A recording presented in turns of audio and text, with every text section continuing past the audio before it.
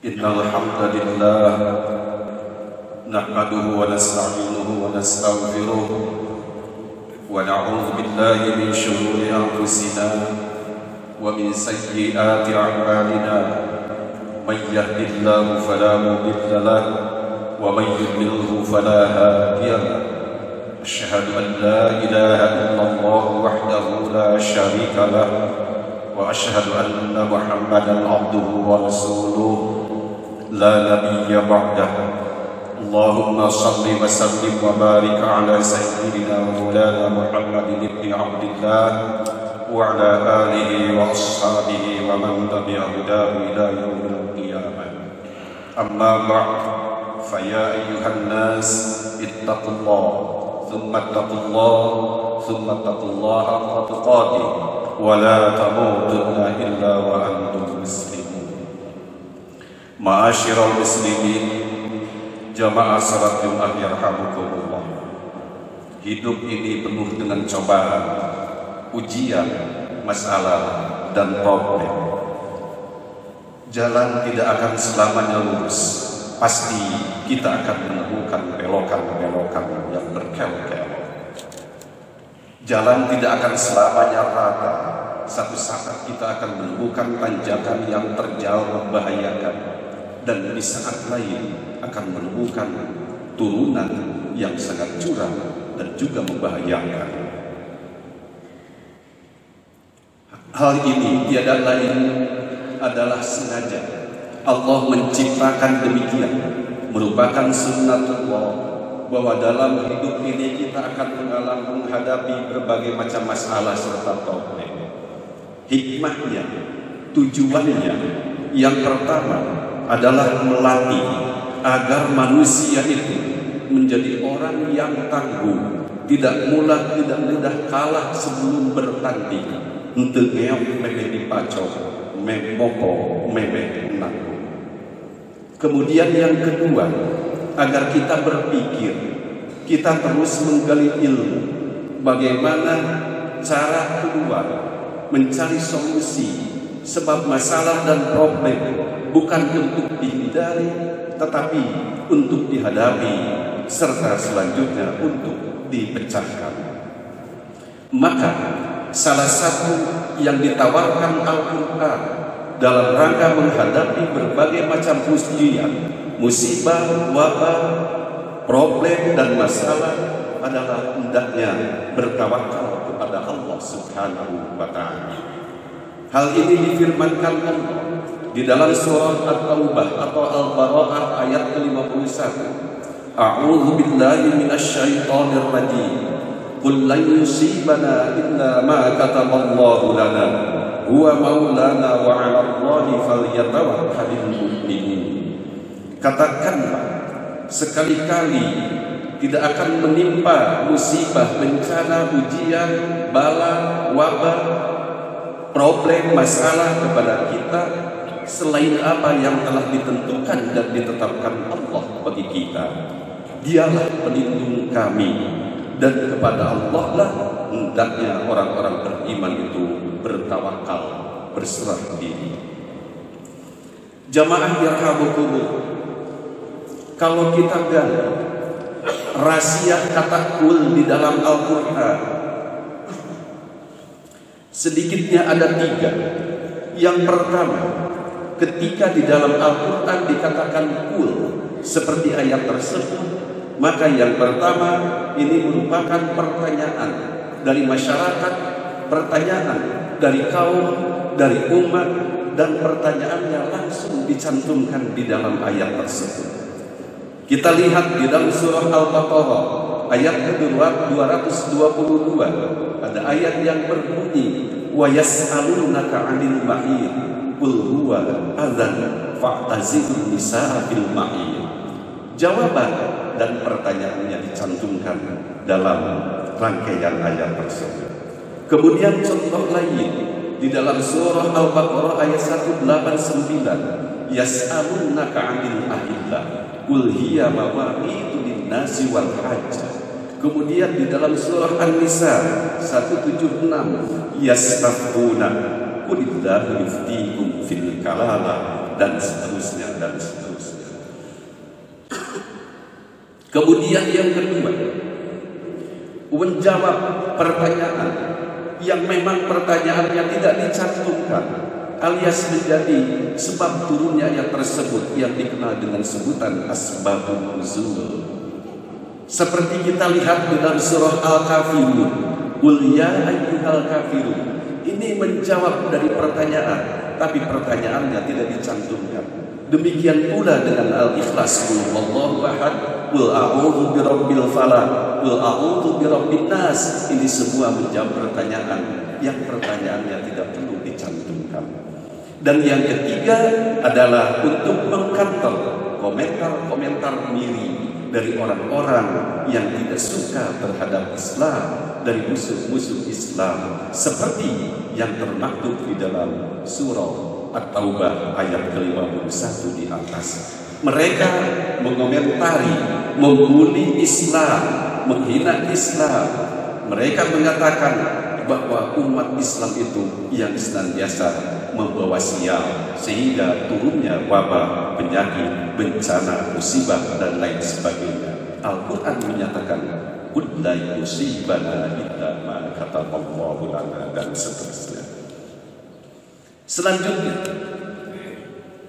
tadi dikatakan yang ditawarkan Al-Quran, solusi yang ditawarkan Al-Quran adalah hendaknya kita bertawakal, yang biasa kita sebut, kita artikan berserah diri kepada Allah Subhanahu wa ta'ala. Lalu bagaimana manifestasi daripada tawakal ini? Jamaah yarhamukumullah, untuk memberikan gambaran yang cukup gamblang, ada satu kasus dan peristiwa di masa Rasulullah Sallallahu Alaihi Wasallam masih hidup. Ketika itu, tatkala Rasulullah Sallallahu Alaihi Wasallam berada di dalam Masjid Nabawi, datanglah seorang sahabat menghadap kepadanya.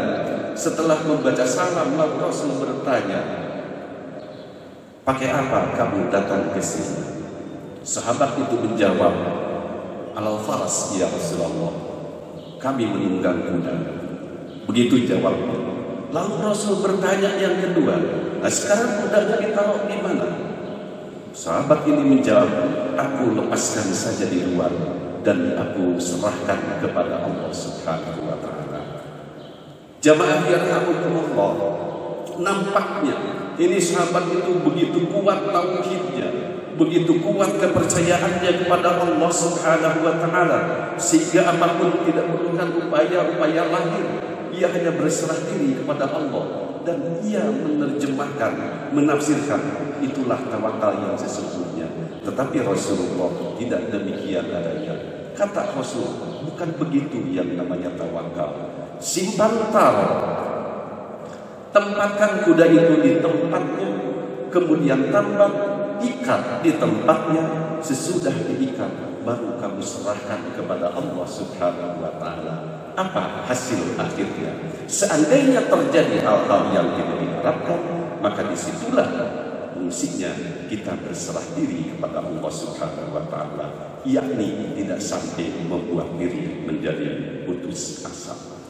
Oleh karenanya, sedikitnya tawakal ini hendaknya dimanifestasikan dalam dua gerakan. Yang pertama adalah upaya lahir.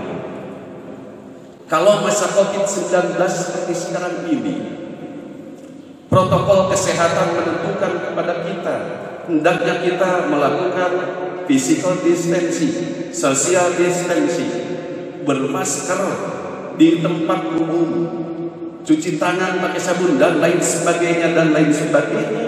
Ini adalah satu ketentuan dari Allah sebenarnya, sesuai dengan Islam yang harus kita laksanakan dalam rangka bertawakal kepada Allah Subhanahu wa ta'ala. Kemudian upaya lahir yang kedua adalah meningkatkan imunitas tubuh. Contoh untuk masa COVID seperti sekarang ini, dengan banyak mengonsumsi vitamin C dan lain-lain, karena yang namanya virus itu tidak akan lepas, tidak akan bisa jauh dari kehidupan umat manusia. Bukan untuk dijauhi, tetapi kita hendaknya bisa bersahabat dan menangkal virus tersebut. Itu yang pertama. Kemudian yang kedua, hendaknya kita melakukan upaya batin kepada Allah, yakni dengan berdoa. Dan seandainya terjadi sesuatu yang tidak kita harapkan kepada diri kita, kepada saudara kita, keluarga kita, jangan sampai membuat kita kemudian berputus asa, apalagi menyalahkan Allah Subhanahu wa Ta'ala. Bagaimana upaya batinnya itu? Tentu kita adalah berdoa. Hadirin yarhamukumullah, berdoa itu kapan saja dan di mana saja dengan bahasa apapun, Allah pasti akan mengabulkan. Tetapi ada momen-momen yang sangat penting dicontohkan oleh Rasulullah Sallallahu Alaihi Wasallam, terutama di dalam sholat. Di dalam sholat itu ada 3 tempat untuk memanjatkan doa kepada Allah sesuai dengan harapan, dengan keinginan, dengan cita-cita dan rencana kita. Tidak mesti dengan redaksi yang telah diajarkan oleh Rasulullah Sallallahu Alaihi Wasallam. 3 tempat, yang 2 itu dicontohkan, yang 1 disabdakan. Apa saja yang dicontohkan oleh Rasul dan sekaligus disabdakan oleh Rasul ialah ketika sedang sujud. Hadis riwayat Muslim, di situ Rasul bersabda, "Aqrabu ma yaqulul 'abdu ila rabbih azza wa jalla yakuna sajidan." Sedekat-dekat seorang hamba kepada Tuhannya Allah azza wa jalla adalah ketika ia sedang bersujud. Faksiru fihi du'a, kata Rasul, perbanyaklah doa di dalam sujud. Bukan hanya sujud terakhir saja, tetapi setiap sujud di dalam sholat silahkan tambah dengan doa. Hanya karena di dalam sholat hendaknya doa itu diungkapkan dengan bahasa Arab. Kemudian yang kedua dicontohkan, tapi sampai saat ini saya belum mendapatkan pernyataan Rasul, tapi dicontohkan, ialah sebelum membaca salam ke kanan dan ke kiri. Setelah fil alamina innaka hamidum majid, maka di situ adalah tempatnya berdoa. Silakan tambah dengan doa menurut sekehendak kita. Itulah dicontohkan Rasul. Kemudian yang ketiga yang dicontohkan tapi tidak dianjurkan, alias saya belum pernah mendapat hadis yang menganjurkan, tetapi dicontohkan oleh Rasul, ialah ketika atau sesudah iktidal pada rakaat terakhir yang kita kenal dengan sebutan qunut. Abu Hurairah radhiyallahu anhu menyatakan, karena Rasulullah sallallahu alaihi wasallam idza arada an yad'a ala ahadin aw yad'u li ahadin qanata ba'da ruku' dan seterusnya. Hadis ini diriwayatkan oleh Imam Bukhari dan termaktub di dalam kitab Bukhari juz ketiga halaman 113. Adalah Rasulullah sallallahu alaihi wasallam apabila ingin mengutuk seseorang atau sekelompok kaum atau mendoakan seseorang atau satu komunitas kaum, beliau kunut sesudah ruku pada rakaat terakhir.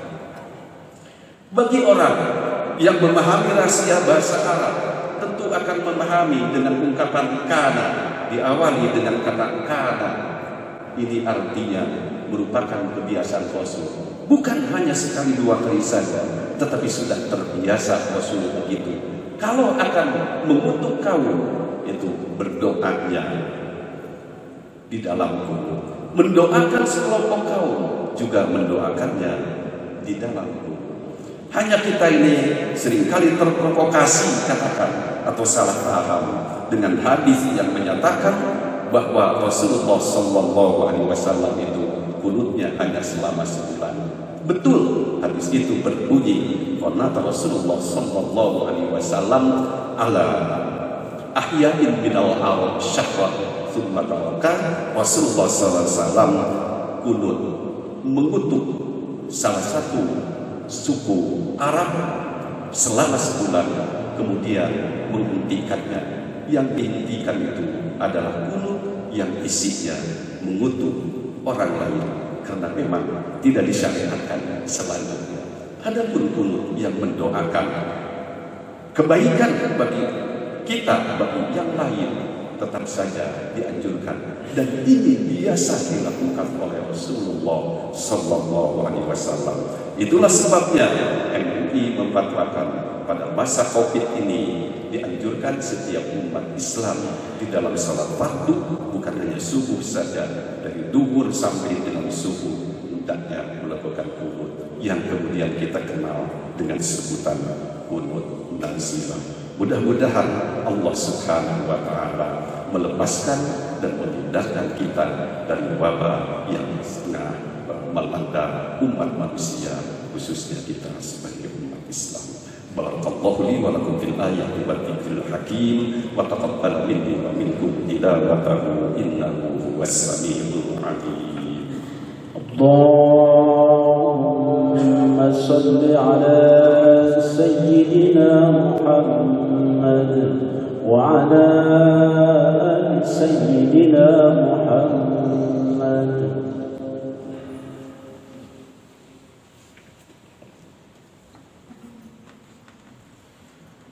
Alhamdulillahi Rabbil Alamin, wassalatu wassalamu ala asyrafil anbiya'i wal mursalin, sayyidina wa maulana Muhammadin wa ala alihi wa ashabihi wa atba'ihi ajma'in.